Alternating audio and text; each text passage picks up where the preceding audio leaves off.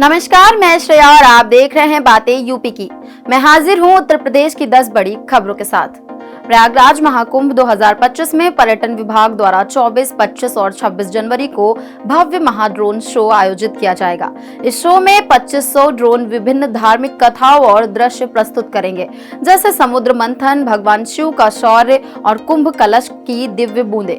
Drone show Mahakumbh के श्रद्धालुओं के लिए एक अनोखा और दिव्य अनुभव होगा, जो 4000 हेक्टेयर क्षेत्र में देखा जा सकेगा। ये शो उत्तर प्रदेश दिवस, राष्ट्रीय पर्यटन दिवस और गणतंत्र दिवस के अवसर पर आयोजित होगा।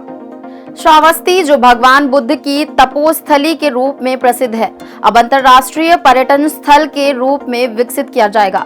80.24 करोड़ रुपए की लागत से आइकॉनिक टूरिस्ट सेंटर बनाया जाएगा, जिसमें interpretation centre, parking, solar power system और मार्गों का सुंदरीकरण शामिल होगा। बौद्ध स्थली जेतवन विहार के पास अतिथि गृह का निर्माण भी होगा। श्रावस्ती में प्रतिवर्ष 24 देशों के पर्यटक आते हैं। इस पहल से पर्यटन को बढ़ावा मिलेगा और स्थानीय रोजगार में भी वृद्धि होगी। अब बढ़ते हैं अगली खबर की ओर। संभल में मंदिर मस्जिद विवाद के बीच योगी सरकार अब औद्योगिक क्लस्टर विकसित करने की योजना पर काम कर रही है। गंगा एक्सप्रेस वे के किनारे 239.10 हेक्टेयर भूमि अधिग्रहित की गई है, जहां 1.2 हेक्टेयर में बड़े भूखंड निवेशकों के लिए तैयार किए जाएंगे। इसके अलावा उन्नाव और हरदोई में भी इसी तरह के क्लस्टर विकसित होंगे। यूपी डा के तहत 5 एक्सप्रेस वे के किनारे 29 स्थानों पर IMLC बनाने की योजना है, जिसमें सड़कें, बिजली, जलापूर्ति, सीवरेज जैसी सुविधाएं विकसित की जा रही हैं। इससे निवेश और रोजगार के अवसर बढ़ेंगे। झांसी मेडिकल कॉलेज में आग लगने की घटना के बाद उत्तर प्रदेश सरकार ने 13 मेडिकल कॉलेजों में फायर फाइटिंग सिस्टम लगाने का निर्णय लिया है। इसके लिए 3 करोड़ 50 लाख रुपए का बजट जारी किया गया है। इसमें कानपुर, झांसी, आगरा, प्रयागराज, गोरखपुर सहित अन्य कॉलेजों को फायर फाइटिंग उपकरण और बिजली संयंत्र के लिए बजट आवंटित किया गया है। ये कदम शॉर्ट सर्किट और आग की घटनाओं से बचाव के लिए उठाया गया है, खासकर झांसी में हुई नवजातों की मौत के बाद।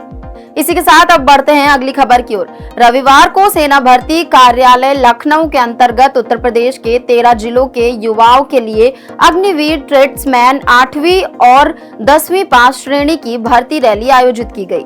इस रैली में औरैया, चित्रकूट, कन्नौज, बांदा, महोबा, हमीरपुर, बाराबंकी, गोंडा, कानपुर देहात, उन्नाव, कानपुर नगर, फतेहपुर और लखनऊ के सभी तहसीलों के अभ्यर्थियों ने भाग लिया। इस भर्ती रैली में 191 युवाओं ने 8वीं कक्षा और 575 ने 10वीं कक्षा उत्तीर्ण श्रेणी में भाग लिया।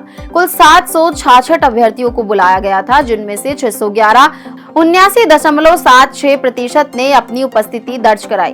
भर्ती रैली का उद्देश्य सशस्त्र बलों में योग्य और पारदर्शी तरीके से अभ्यर्थियों का चयन करना है। महाकुंभ 2025 में लगी आग को 20 मिनट में काबू किया गया, जिसके लिए अत्याधुनिक फायर सिस्टम का सहारा लिया गया। दरअसल महाकुंभ में रविवार को लगी आग भयावह हो सकती थी, लेकिन 52 वॉच टावर्स और थर्मल इमेजिंग तकनीक से आग का पता चलते ही फायर गाड़ियां 1 मिनट में मौके पर पहुंच गई।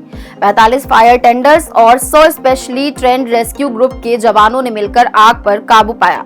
50 फायर स्टेशन, 351 फायर व्हीकल और अत्याधुनिक उपकरणों ने महाकुंभ में आग से बड़े नुकसान को रोका। आग के कारणों की जांच जारी है। कानपुर क्षेत्रीय विकास प्राधिकरण के गठन के लिए पहला कदम उठाया गया। मंडलायुक्त की अध्यक्षता में हुई बैठक में क्रीडा के भौगोलिक स्वरूप पर चर्चा की गई। आगामी 2 दिनों में वर्चुअल बैठक होगी, जिसमें 10 जनपदों के नक्शे का मिलान और सीमा चिन्हित की जाएगी। क्रीडा के तहत उन्नाव, रायबरेली, फतेहपुर, औरैया, इटावा, हमीरपुर, कालपी, उरई, कन्नौज और फर्रुखाबाद को शामिल किया जाएगा। इसके तहत सुविधाओं का विस्तार किया जाएगा और शहर के विकास को नई दिशा मिलेगी। संयुक्त संसदीय समिति 21 जनवरी को लखनऊ में वक्फ बोर्ड संशोधन अधिनियम 2024 पर चर्चा करने के लिए बैठक करेगी। ये बैठक होटल मैरियाट गोमती नगर में होगी, जिसमें JPC के अध्यक्ष जगदम्बिका पाल, असदुद्दीन ओवैसी, मौलाना मुहिबुल्लाह नदवी सहित अन्य सदस्य और उत्तर प्रदेश सरकार के प्रतिनिधि शामिल होंगे। बैठक में वक्फ विधेयक पर विस्तृत चर्चा के बाद अन्य संगठनों और वकील संघों के साथ अनौपचारिक चर्चा भी होगी। उत्तर प्रदेश में सबसे अधिक वक्फ संपत्तियों के कारण ये बैठक महत्वपूर्ण मानी जा रही है। दिल्ली विधानसभा चुनाव में उत्तर प्रदेश के भाजपा नेताओं की टीम जलवा दिखाएगी। मुख्यमंत्री योगी आदित्यनाथ 22 जनवरी से 12 विधानसभा क्षेत्रों में प्रचार करेंगे। उनके साथ उप मुख्यमंत्री केशव प्रसाद मौर्य, ब्रजेश पाठक, रक्षा मंत्री राजनाथ सिंह, भोजपुरी स्टार रवि किशन और दिनेश लाल यादव निरहुआ भी मतदाताओं को आकर्षित करेंगे। उत्तर प्रदेश के लाखों मतदाता दिल्ली में रहते हैं, खासकर पूर्वांचल क्षेत्र के, जिनके लिए भाजपा ने भोजपुरी सितारों को प्रचार में उतारा। इन चर्चित चेहरों के साथ भाजपा दिल्ली में जीत की ओर बढ़ने का प्रयास करेगी। अब चलते चलते एक नजर डाल लेते हैं उत्तर प्रदेश की मौसम की ओर। उत्तर प्रदेश में 21 से 23 जनवरी तक बारिश का अलर्ट जारी किया गया है, जिससे सर्दी और बढ़ सकती है। पश्चिमी यूपी के कई जिलों में हल्की बारिश और घने कोहरे का सामना होगा। इसके साथ ही 20 से 30 किलोमीटर प्रति घंटा की तेज हवाएं चलेंगी। कानपुर नगर 5 डिग्री सेल्सियस के तापमान के साथ सबसे ठंडा शहर रहा। राजधानी लखनऊ में भी सुबह और शाम हल्का कोहरा रहेगा। मौसम विभाग के अनुसार पश्चिमी विक्षोभ के प्रभाव से इन 3 दिनों तक ठंड और बारिश का असर जारी रहेगा। तो ये थी दिन भर की 10 बड़ी खबरें। ऐसी खबरों को देखने के लिए देखते रहें और करते रहें बातें यूपी की। धन्यवाद।